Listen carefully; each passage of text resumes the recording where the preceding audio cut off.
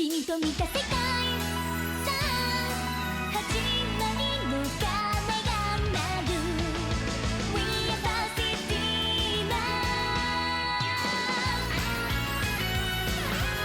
You know how Kazuma ended up in the wonderful world of KonoSuba, but how about before that? What exactly was Kazuma up to? As you might have guessed, Kazuma used to be a hardcore gamer. He would stay up and raid all night long. Kazuma was a total shut-in that would never dare go outside. What's interesting is that his parents were actually paying for him to go to a private school. Instead of actually going, Kazuma would pretend to go, then sneak back into his house and continue gaming all day. So why was Kazuma like this? According to what he's revealed, one specific thing traumatized him. Long ago, his first crush from elementary school promised to marry him. During one summer in middle school, Kazuma saw this girl together with another older student. He was completely devastated by this. To try to forget about this, he started spending all his time online. Eventually, this unhealthy lifestyle was ultimately what led him to meet Aqua on that fateful day. What do you think? Would you call that a blessing or a horrible curse?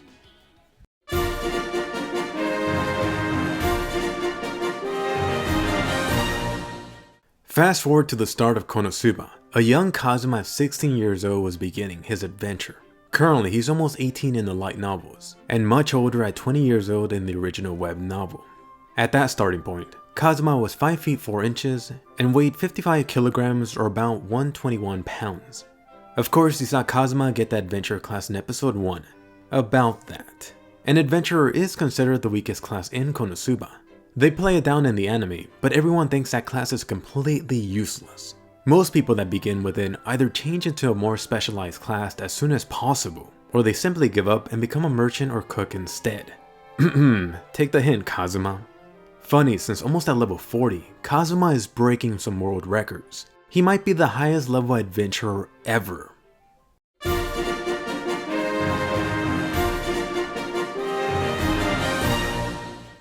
Could Kazuma actually be a legendary hero? One of the Demon King generals that he encounters later brings this up, how there's this fairy tale with a legendary hero that has the same exact family name. Apparently this demon general was completely convinced that this Kazuma was the one from the legend, mostly due to that name being a very rare one in their world. Kazuma was even asked to join the Demon King army because of this. Second time in fact. Who knows, perhaps Kazuma in reality is a destined hero. Although Kazuma didn't buy it, he claimed that his family name Satou is pretty common in Japan.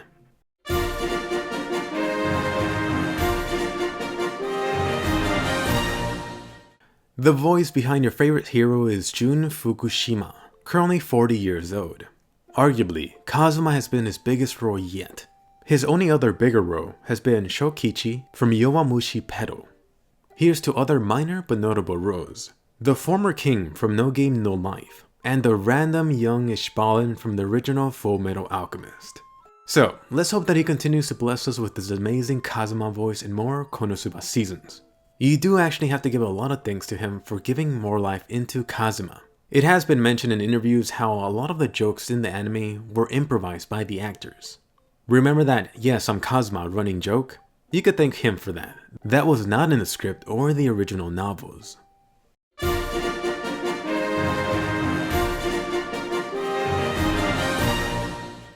The infamous Kazuma that you know from KonoSuba has a dark secret habit. A lot of his perverted habits are either played down or simply cut from the anime. Kazuma seems to have this obsession with female clothing, or more specifically, their underwear. It really shouldn't be a surprise. Not from the man famous for stealing girls' pantsu. Unfortunately, most of this sexual harassment has been aimed at Megumin. Kazuma often tries to look under her skirt when she's asleep, and he's even tried to train Chimusuke to steal her underwear. According to Aqua, she's even caught him sniffing their dirty laundry, and worst of all, taking all their underwear, filling a bathtub with it, and jumping inside. Yeah, there's a lot you could get from Kazuma's character from this habit. It is funny how darkness is left out of most of this. Perhaps Kazuma is just too freaked out by her. Also, no mention of Aqua, but that shouldn't surprise you, and you should know why.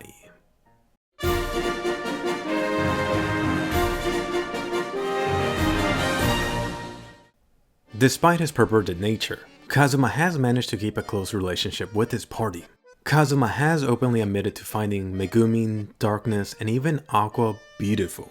Their personalities, on the other hand, he describes them as being very rotten. Kazuma does realize that he's not some dense main character. He's fully aware about the feelings from the other girls towards him. He even has openly admitted having feelings towards Darkness and Megumin. Things have escalated since then. Kazuma has even gotten a chance to sleep with both of them. Under consent, by the way. Unfortunately, he always chickens out when it counts. Of course, Kazuma has no feelings for Aqua. They're more like brother and sister anyway. What's kind of funny is that he has admitted to using everyone to take care of him in that specific shop. Except for one, never Aqua. Even so, Aqua has told him that she's willing to do it even with someone like him. All that Kazuma has to do is buy her some expensive alcohol.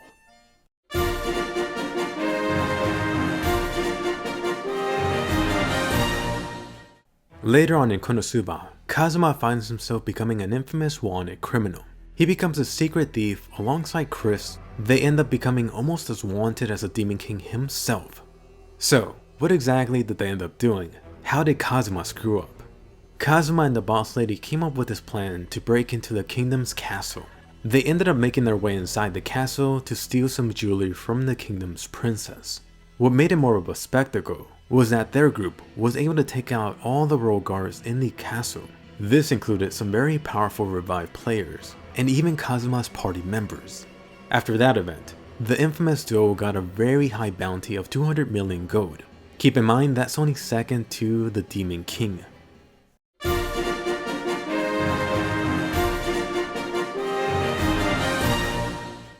When Kazuma first started off in KonoSuba, there really wasn't anything special about him, except for one key stat, his god level luck.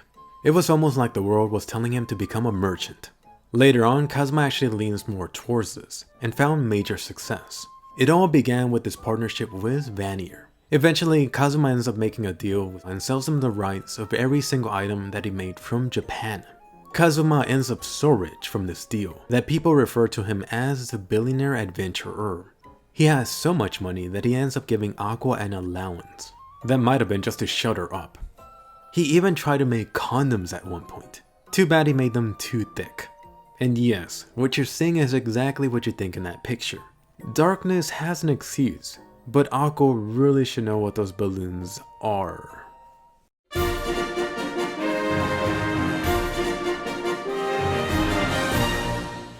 So far, Kazuma has died a total of 4 times in the series. That's pretty interesting, since Kazuma has also died 4 times in the anime. 2 of those times didn't really ever happen. I'll let you take a guess at which 2 deaths are not canon. Anyway, besides those times, you could expect Kazuma to have 2 more funny deaths. One of those times involves Kazuma out on the front lines. Kazuma was all super pumped up to show off in the front lines. Unfortunately, he charged out in front of everyone. In the middle of the battle, he got trampled by some low-level demon goblins.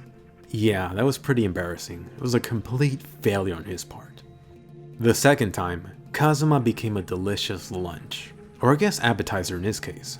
Kazuma got eaten by this god-level Hydra monster. According to Aqua that was putting his body back together, Kazuma got melted so bad that at one point, Kazuma became Mrs. Kazuma. As Megumin would put it, Kazuma's Excalibur got melted clean off.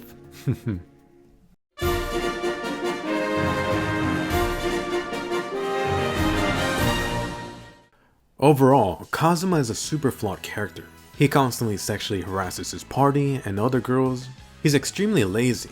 He even admits to having something he calls a pissing jar in his room. I'll let you go ahead and use your imagination. Kazuma has the weakest job and is physically very weak. Kazuma also seems to have this subconscious self-hatred and feels super insecure about the way he looks. Megumin thinks this is due to some type of trauma. Despite Kazuma's weak points, there is a flip side. Kazuma has found a way to turn a weakness into an advantage. I mentioned that Kazuma is super lazy, but he uses that as a strength to figure out shortcuts to get stuff done. Kazuma is physically very weak, but this does force him to come up with sneaky ways to fight. He also doesn't mind using force on a girl, especially when it comes to using Drain Touch anywhere on a girl's body, in self-defense of course. Perhaps Kazuma's greatest weakness at the beginning has been his job class. Eventually this has become a strength for Kazuma too. He's taken advantage of being able to learn skills from other specialized classes. You've seen that he learned Drain Touch, a demon level skill that would otherwise be impossible for him to learn. Kazuma even wanted to learn the Death Curse, but he couldn't find a Duluhan. He's even found a way to abuse his god-level luck. Better not let him anywhere near a casino. In all, Kazuma is arguably the key to their party's success. The only issue with this is that since Kazuma comes up with a plan, he's never actually landed a finishing blow on a boss. This is a huge reason for why Kazuma is much lower level than his party members. Most of the time it's Megumin taking the kill.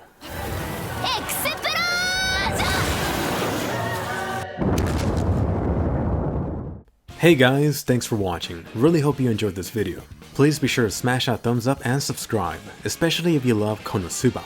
Once again, I'm surprised at how much love there's been for the KonoSuba characters. So, I want you to comment. Tell me, which character class would you pick if you got teleported to KonoSuba? Bonus question 2. Let me know which KonoSuba character you want to see next. Make sure you check out my videos on all the other KonoSuba girls, including Megumin, and I'll see you guys later.